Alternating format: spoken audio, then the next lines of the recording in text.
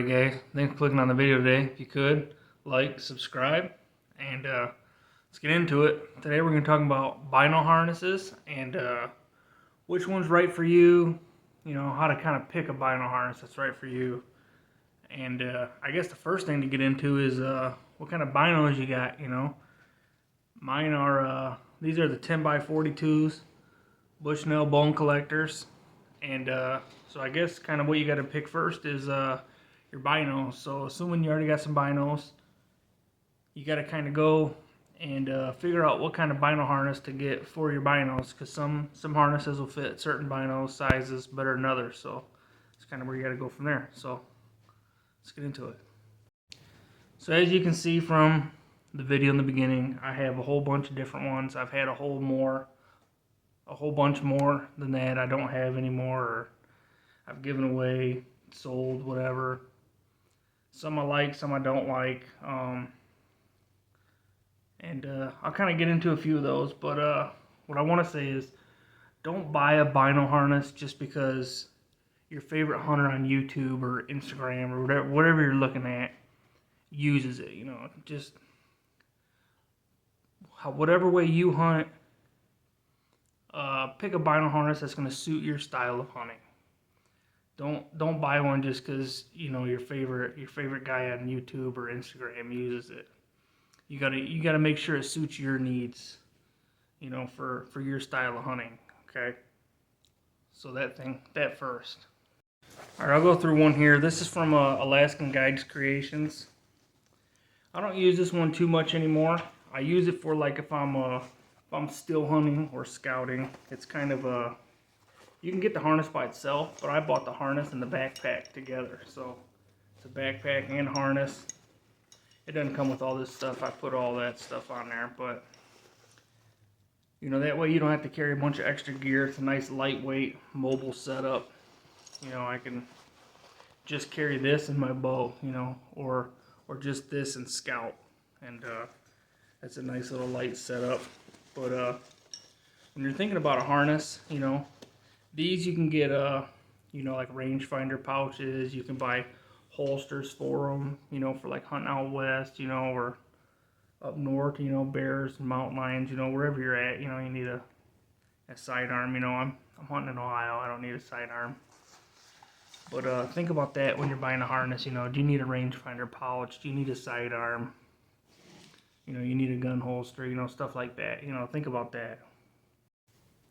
You know, like this bino harness here is probably one of the cheapest bino harnesses I got. It's like 35 or 40 bucks right now, right? But if you look, these right here, these little connector pieces, they're stretchy, right?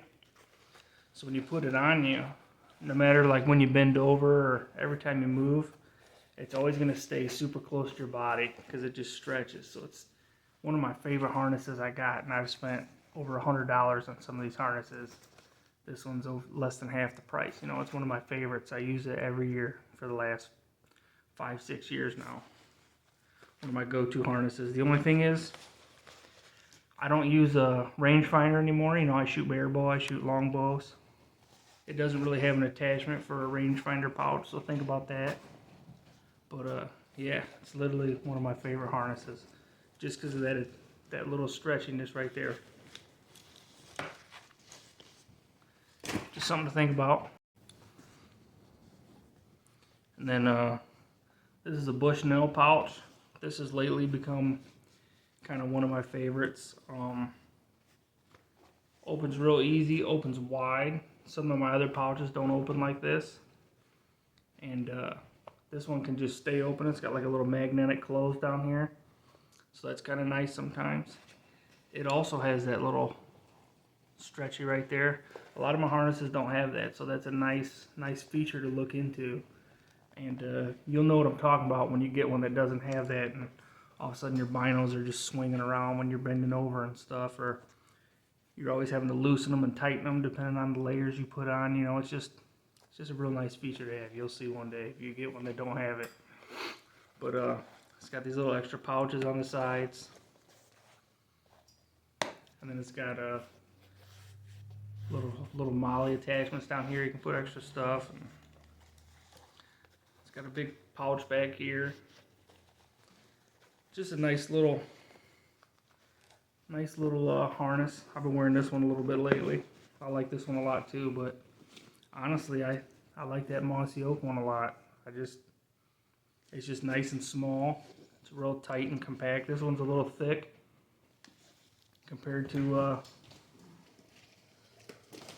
how thin this one is. This one's super thin. Just stays real tight to your chest, super tight. The only thing is, when this one opens, it doesn't stay open. It wants to close on you, so that's kind of a pain in the butt if you're holding your bow and you're trying to look and then you're trying to put it back in.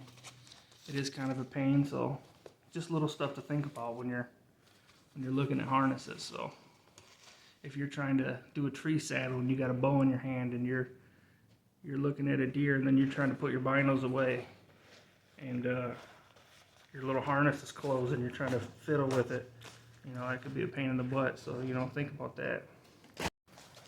And then here's a harness right now from Alps Outdoors that I got set up right now. So it's got a little molly down here. It comes with this pouch. I got my box call in here. This is a box call pouch. This is made for turkey hunting. I got my mouth call, my chalk right in here. Got my binos. And then back here, I got my crow call. It's got a little spot. It's got a spot for 2 strikers, but I stick the crow call in one. I got my my pot call. It's a glass call. I got my striker. You know, this thing's sweet. Talking about running, gunning, you know. It's a pretty cool vest. So that's some of my vests. Some of my harnesses. You know, I got a couple more. I've never even used this one, but this is just like a bone collector. Just a little back harness, little chest piece. Just hold it there, and then this one over here. This one's probably 15 years old. Just old school pouch. I've had some that are like just the rubber straps with the little clips that just hold your binos. You know, I've used countless ones over the days, but all I gotta say is choose one that works for you. Don't choose one that you just see somebody else use and you're like, oh, I like that guy, I'm gonna buy that harness, I wanna be just like him. No, because you might end up regretting it. So just buy a harness that suits your style of hunting and suits all your needs in the field, because you know, it's your money. You know, get what you need out of it. You know, do some research. There's tons of reviews online. But you know, if your favorite guy happens to use a harness you like, you know, use it. You know, but you know, a lot of those guys get paid money. You know, they're sponsors. You know, so they use what they get sponsored for. But use what works for you. All right, guys. Leave a comment below what kind of harness you guys use and why. And like, subscribe, and see you in the woods.